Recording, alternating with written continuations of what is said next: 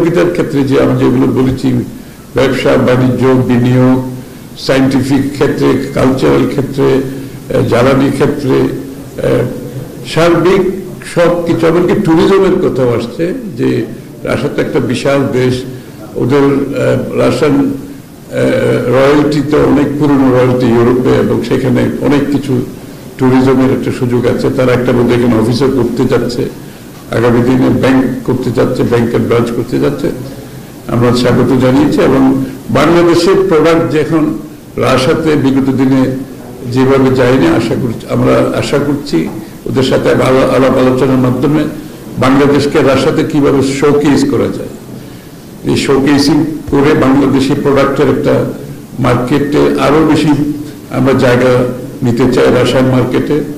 সেদিক থেকে তাদের কোঅপারেশনের কথা বলেছে।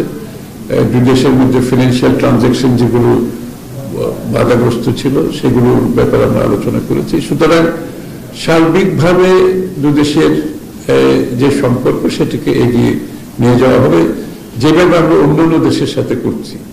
আর বাংলাদেশের বর্তমান প্রেক্ষাপট সম্বন্ধে আমরা জানতে চেয়েছি যে কতদিন হতে পারে নির্বাচন ইত্যাদি নিয়ে ওরা জানতে চাচ্ছে, এগুলোর বিষয়ে। আমরা বলেছি আমরা তো ইতিমধ্যে আমাদের অবস্থান পরিষ্কার করেছি, যত শীঘ্রই একটি নির্বাচিত সরকারের কাছে হস্তান্তর করা যাবে। আমরা কোনো টাইম ফ্রেম জানতে চাইছি, আমরা কোনো টাইম ফ্রেম বলিনি। আমরা বলেছি এটা আমরা সরকার, বর্তমান ইন্টারিম সরকারকে আমরা সমর্থন দিচ্ছি, তাদের যে কার্যক্রমে আমরা পূর্ণ সমর্থন দিচ্ছি, এবং আমরা একসাথে কাজ করছি। এবং যত তাড়াতাড়ি সম্ভব এই রিফর্মসগুলো, যে রিফর্মসগুলো নিয়ে আলোচনা হবে সেগুলো তাড়াতাড়ি করে একটা একটা নির্ধারিত সময়ে আমরা হয়তো বা সুষ্ঠু নির্বাচন, এবং এর জন্য যে নির্বাচন কমিশন সহ যে রিফর্মসগুলো করা দরকার নির্বাচনের বিষয়ে, সেগুলোর বিষয়ে আলোচনা হয়েছে। এবং স্বাভাবিকভাবে তো সবাই আজকের অবস্থান জানতে চায়, আগামী দিনের অবস্থান জানতে চায়, তো সেই বিষয়গুলো নিয়ে বিস্তারিত আলোচনা হয়েছে। আজকে যে সম্পর্ক আছে আগামী দিনে সেই সম্পর্ক অব্যাহত থাকবে কিনা, আমাদের পক্ষ থেকে বলে পুরোপুরি ভাবে আমাদের সম্পর্ক এগিয়ে যাবে, সব দেশের সাথে এগিয়ে যাবে। আমরা সিলেক্টিভলি কোনো দেশকে আগে কিংবা পরে সেভাবে দেখি না। বিএনপির পররাষ্ট্রনীতি হচ্ছে আমরা সবার সাথে সুসম্পর্ক রেখে যে দেশের মধ্যে যে কম্পারেটিভ অ্যাডভান্টেজ গুলো আছে সেগুলোর সুযোগ নিতে হবে। বাংলাদেশের যেখানে কম্পারেটিভ অ্যাডভান্টেজ আছে আমরা সেই সুযোগগুলো নিতে চাই, এবং সম্পর্ক হতে হবে পরস্পরের লাভবান হতে হবে, পরস্পরের প্রতি সম্মানবোধ থাকতে হবে, এবং মিউচুয়াল রেসপেক্ট থাকতে হবে, মিউচুয়ালি বেনিফিটেড হতে হবে। সেই বিষয়গুলো উঠে আসছে, এবং সেক্ষেত্রে বাংলাদেশের যেখানে সম্ভাবনা আছে রাশিয়াতে, রাশিয়ার যদি সম্ভাবনা এখানে থাকে, বাংলাদেশের মানুষের স্বার্থ রক্ষা করে, বাংলাদেশের স্বার্থ রক্ষা করে সম্পর্ক গড়ে উঠবে। বন্ধুত্ব হয় দুই দেশের মধ্যে মিউচুয়াল রেসপেক্ট এবং মিউচুয়াল ইন্টারেস্টের ভিত্তিতে। সুতরাং রাশিয়ার সাথে আমাদের সেইভাবে বন্ধুত্ব হবে আগামী দিনে।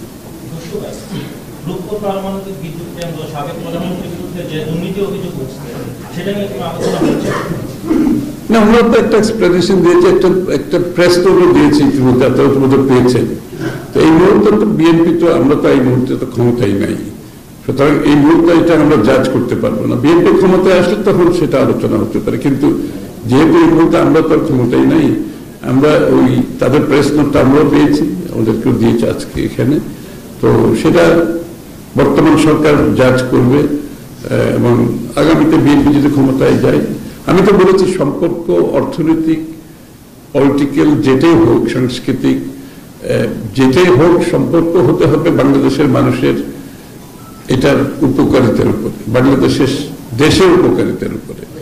এর বাইরে তো আমার নিজের দেশের আর্থিক ক্ষতি করে, আমার দেশের জনগণের ক্ষতি করে, দেশের ইন্টারেস্টের ক্ষতি করে, দেশের স্বাধীনতা সার্বভৌমত্বের অসুবিধা করে কোনো সম্পর্ক কার সাথে হতে পারে না। সুতরাং এইটা রাশিয়ার ভাবে অ্যাপ্লাই করি ইকুয়ালি। Thank you.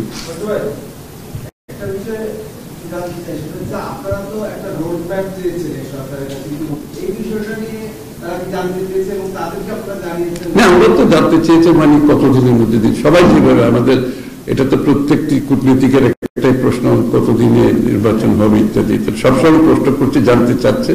আমাদের অবস্থান তো আমরা পরিষ্কার করেছি, সেটা হচ্ছে আমরা তো কোনো নির্দিষ্ট সময়ের কথা বলি নাই। আমরা বলেছি যে এটা যৌক্তিক একটা সময়ের মধ্যে, এবং যৌক্তিক বলতে যেটা বোঝায় আমরা সবাই বুঝি। যৌক্তিকটা কি এটা নিয়ে তো আলাপ আলোচনার দরকার হয় না, এটা আমার মনে হয় সবারই ধারণা আছে।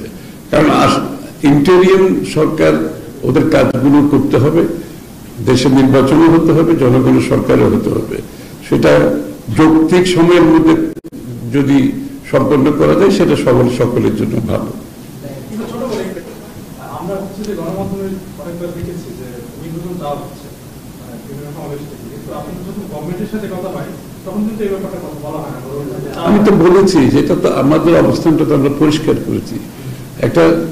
একটা সরকার আসছে, একটা প্রেক্ষাপটে একটি অনেকটা ইয়ে মানে গণ আন্দোলনের মাধ্যমে যে সরকারটা আসছে, তো তাদেরকে যে বিষয়গুলি মৌলিক কয়েকটা বিষয়, তো এগুলো যে বাংলাদেশের প্রতিষ্ঠানগুলি সব ধ্বংস হয়ে গেছে, যে প্রতিষ্ঠানগুলোকে ফিরে, যেমন আপনার ব্যাংকিং খাত যে আছে, আর্থিক খাতগুলো আছে, তারপরে দুদক আছে, তারপরে নির্বাচন কমিশন তো আছেই, নির্বাচন কমিশন নির্বাচনের সাথে জড়িত যে প্রতিষ্ঠানগুলো, এই বিষয় যেগুলো একেবারে গুরুত্বপূর্ণ রিফর্ম দরকার, সেখানে তো আমরা সকলে কথা বলছি, সহযোগিতা করছি। এগুলো তো শেষ করতে হবে, এবং এগুলোর জন্য একটি যৌক্তিক সময়ের কথা বলা হচ্ছে, সেটা আমি মনে করি যথার্থ। এর বাইরে তার কিছু বলার নেই। একটা কথা হচ্ছে আমাদেরকে বুঝতে হবে এই প্রেক্ষাপটে একটা সঠিক একটা অবস্থানের মাধ্যমে আমাদের পরিবর্তন আনতে হবে। সুতরাং সেই জন্য আমরা সকলের সাথে সহযোগিতা করছি, সরকারের সাথে সর্বাত্মক সহযোগিতা করছি। এটা তো বাংলাদেশের আজকে একটা ইউনাইটেড, একটা ঐক্যবদ্ধ বাংলাদেশ, এই দেশটাকে সামনের দিকে এগিয়ে নিয়ে যেতে হলে আমরা সকলের মধ্যে কিছু কমন জায়গাতে আমাদের আসতে হবে। সব জায়গাতে হয়তো কমন জায়গায় আসবে না, কিন্তু কিছু এরিয়াতে যে মৌলিক বিষয়গুলো দেশের জনগণের স্বার্থে, দেশের স্বার্থে, বাংলাদেশের একটি নতুন বাংলাদেশ গড়ার যে প্রত্যয় আমরা নিয়েছি, যে কিছু বিষয়ে তো মৌলিক জায়গাতে আমরা এক জায়গায় আসতে হবে। তো সেই কথাগুলো আলাপ হচ্ছে। ধন্যবাদ।